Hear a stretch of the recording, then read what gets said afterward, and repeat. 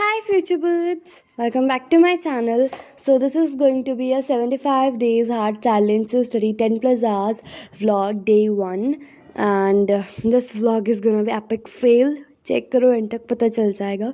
तो ये मेरी टू डू लिस्ट जिसमें must do can do 2 sections है. डोंट डू मैंने नहीं ऐड किया है. ये ए मैम से इंस्पायर्ड जागृति डायरी है मेरी. एंड उसके बाद मैं बात करूँ, मैंने फर्स्ट से स्टार्ट किया बायो से.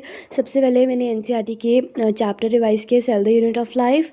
जितना हमें बैच में पढ़ाया यकीन 2.0 अल्फ़ा में उतना ही रिवाइज़ किया मैंने राइबोसोम एंड इंक्लूजन बॉडीज़ तक. एंड उसके बाद इसमें मुझे लगे 10 मिनट्स. तो उसके बाद मैंने जोलॉजी का भी साथ के साथ रिवाइज़ कर लिया. बायो में स्ट्रक्चर ऑर्गेनाइजेशन इन एनिमल्स, ये हमें कहाँ तक करवाया था, connective tissue specialise connective tissue तक करवाया था. तो यहाँ तक एक बार मैंने रीडिंग ले ली थी एनसीईआरटी की. सुबह सुबह एनसीईआरटी रीड कर लो तो अच्छा रहता है. यहाँ पे 18 मिनट्स टोटल मुझे लगे इस काम को करने में. एंड क्योंकि एनसीईआरटी पहले रीड की होती तो ज़्यादा टाइम नहीं लगता. उसके बाद ये है मेरी रिवाइज टू डू लिस्ट. अब मैं जो करने जा रही हूँ नेक्स्ट वो है फिज़िक्स का lecture 5 basic maths and calculus का. इसकी आगे वाली जो ख़त्म होने वाली क्लिप है वो यहाँ पे पता नहीं कैसे डिलीट होगी. तो उसके बाद मैंने किया cell the unit of life का एक लेक्चर पेंडिंग था बैकलॉग में मेरा, इसको भी मैंने साथ के साथ ख़त्म कर दिया. ये टोटल मिला के टाइम हो चुका था 1 आवर 53 मिनट्स. एंड इसके बाद ये है मेरी रिवाइज टू डू लिस्ट. उसमें मॉर्निंग का लेक्चर मैंने ऐड कर दिया क्योंकि बैकलॉग में था तो कंप्लीट तो करना था. तो फिर मैंने लगाया lecture 6 some basic concepts of chemistry का. यहाँ पे मेरा ये लेक्चर ख़त्म हो चुका है सुधांशु सर का. इसमें टोटल टाइम हो चुका था 2 आवर 28 मिनट्स. एंड उसके बाद मैंने ये है मेरी रिवाइज टू डू लिस्ट. अब मेरी काफ़ी टारगेट्स कंप्लीट हो चुके हैं.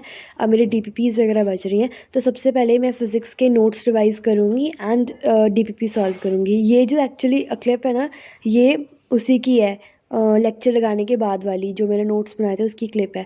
हाँ, तो मैंने फटाफट फिज़िक्स रिवाइज़ की, डीपीपी सॉल्व की. ये रही क्लिप डीपीपी सॉल्व जहाँ पे मैंने की है वो वाली.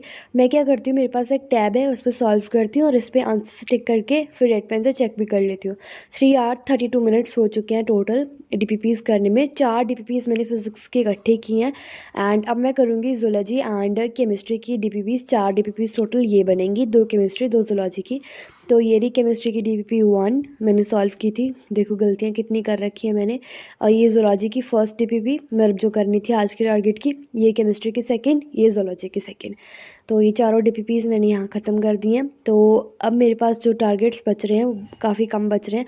तो अभी मैं कैन डू में से करूँगी एक जूलॉजी का 6th लेक्चर स्ट्रक्चरल ऑर्गेनाइजेशन इन एनिमल्स का. तो ये रहा वो लेक्चर अपने सुजीत सर का. तो यहाँ पे उन्होंने कनेक्टिव टिश्यू वगैरह पढ़ाया था. तो यहाँ पे ये क्लास मेरी ख़त्म हो चुकी है एंड टोटल टाइम हो चुका है 6 आवर 17 मिनट्स. क्योंकि इसी बीच मैंने अपने नोट्स भी रिवाइज़ कर लिए थे जो जूलॉजी के पेंडिंग थे. तो मैंने उसे भी टिक मार्क कर दिया. दोनों काम मैंने एक साथ किए हैं.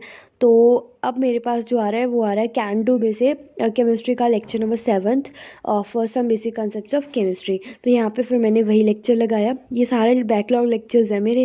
एंड ये लेक्चर जैसे ही ख़त्म होता है उसकी क्लिप ये रही.